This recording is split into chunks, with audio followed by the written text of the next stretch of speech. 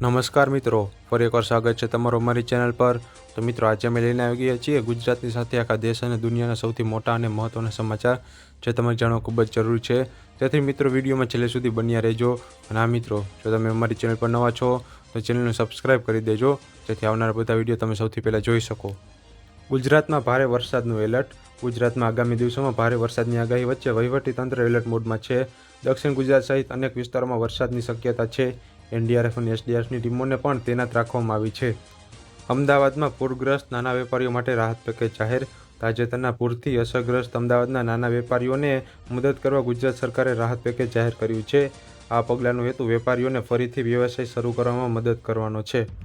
ગુજરાતમાં વિશ્વ આદિવાસી દિવસની ઉજવણી। વિશ્વ આદિવાસી દિવસ નિમિત્તે ગુજરાતના આદિવાસી વિસ્તારોમાં વિવિધ કાર્યક્રમો યોજાઈ રહ્યા છે। પંચમહાલ, મહીસાગર, છોટાઉદેપુર અને નવસારી સહિતના જિલ્લાઓમાં કાર્યક્રમો યોજાયા છે। સાપુતારામાં મોન્સૂન ફેસ્ટિવલ શરૂ। ડાંગના સાપુતારામાં મોન્સૂન ફેસ્ટિવલ 2026નો પ્રારંભ થયો છે।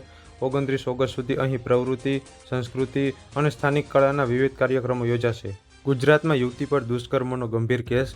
અમદાવાદમાં એક વિદ્યાર્થીની સાથે દુષ્કર્મની ગંભીર ઘટના સામે આવી છે। પોલીસે તપાસ શરૂ કરી દીધી છે અને આરોપી સામે કાયદેસરની કાર્યવાહી હાથ ધરાઈ છે। વડોદરાના 6 યુવકોના અકસ્માતમાં મોત।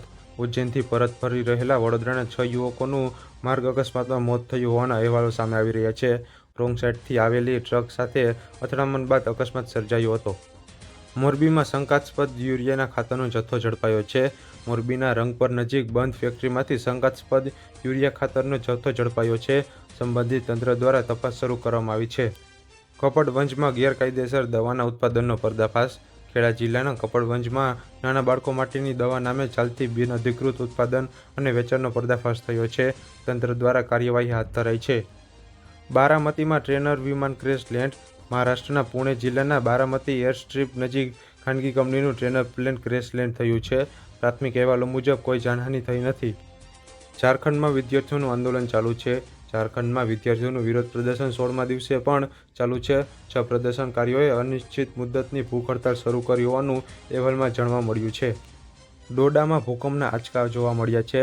જમ્મુ કાશ્મીરના ડોડામાં આજે 2.5 તીવ્રતાનો ભૂકંપ નોંધાયો છે। ભૂકંપની ઊંડાઈ લગભગ 10 કિમી હતી। હાલમાં મોટા નુકસાનના અહેવાલ નથી।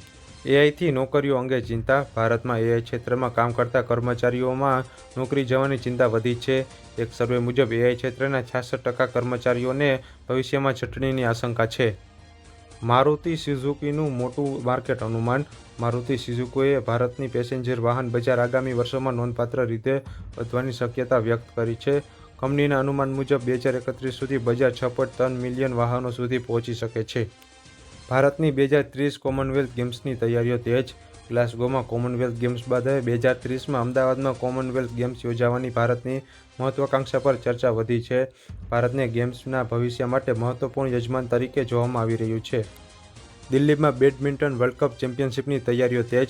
17થી 23 ઓગસ્ટ દરમિયાન દિલ્હીમાં બેડમિન્ટન વર્લ્ડ ચેમ્પિયનશિપ યોજાવાની છે। અગાઉની ઇવેન્ટની સમસ્યાઓને ધ્યાનમાં રાખીને સ્થળ પર સુવિધાઓ અને સુરક્ષામાં સુધારા કરવામાં આવ્યા છે। બાંગ્લાદેશ મુદ્દે ભારતનું સ્પષ્ટીકરણ। પૂર્વ બાંગ્લાદેશી પીએમ શેખ હસીનાના વર્ચ્યુઅલ સંબોધન અંગે ભારતે સ્પષ્ટ કર્યું છે કે કાર્યક્રમ સાથે ભારત સરકારનો કોઈ સંબંધ નથી। ઓડિશા કોન્સ્ટેબલ હત્યા કેસમાં ચાર્જશીટ દાખલ। ઓડિશામાં કોન્સ્ટેબલની હત્યા કેસમાં 11 લોકોના નામ ચાર્જશીટમાં સામેલ કરવામાં આવ્યા છે। પોલીસે આ કેસમાં અત્યાર સુધી 20 લોકોની ધરપકડ કરી છે। ચીનમાં ટાઇફૂન ડોલ્ફિનનો કહેર। ટાઇફૂન ડોલ્ફિન ચીનના પૂર્વ કિનારે ત્રાટક્યું છે। ભારે વરસાદ અને પવન વચ્ચે 10 લાખથી વધુ લોકોને સુરક્ષિત સ્થળે ખસેડવામાં આવ્યા હોવાના અહેવાલ સામે આવ્યા છે। ઈરાન અમેરિકા વચ્ચે વાતચીત અટકી છે। ઈરાને કહ્યું છે કે અમેરિકા સાથે હાલમાં વાતચીત થઈ રહી નથી।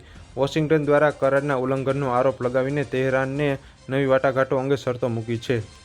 ગાઝા અંગે ઇઝરાયલ અમેરિકા વચ્ચે મતભેદ જોવા મળ્યો છે। ઇઝરાયલના પીએમ બેન્જામિન નેતન્યાહુએ ગાઝા અંગે અમેરિકાની નવી યોજના સામે વાંધો વ્યક્ત કર્યો છે।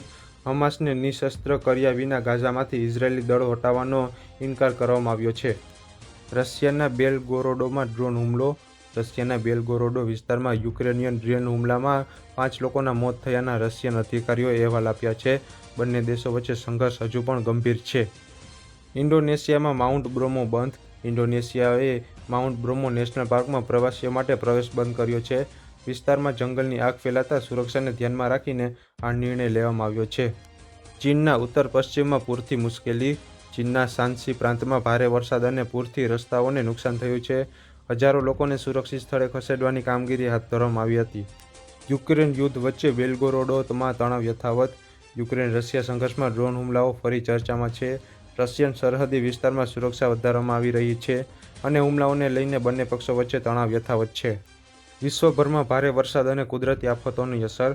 ચીન, ઇન્ડોનેશિયા અને અન્ય વિસ્તારોમાં ભારે વરસાદ, પૂર અને વાવાઝોડાની અસર જોવા મળી રહી છે. હવામાન સંબંધિત જોખમોને કારણે અનેક દેશોમાં લોકોને એલર્ટ રાખવામાં આવ્યા છે. તો મિત્રો, આ હતા આજના ગુજરાતની સાથે આખા દેશ અને દુનિયાના સૌથી મોટા અને મહત્ત્વના સમાચાર જે તમારે જાણવા ખૂબ જ જરૂરી હતા. જો મિત્રો તમને મારો વિડીયો ગમ્યો હોય તો વિડીયોને એક લાઇક જરૂરથી કરી દેજો અને જો તમે ચેનલ પર નવા છો તો ચેનલને સબસ્ક્રાઈબ પણ કરી દેજો જેથી આવનારા બધા વિડીયો તમે સૌથી પહેલાં જોઈ શકો. મળીએ મિત્રો આવા જ એક નવા વિડીયો સાથે. ત્યાં સુધી જય હિન્દ, જય ગરવી ગુજરાત.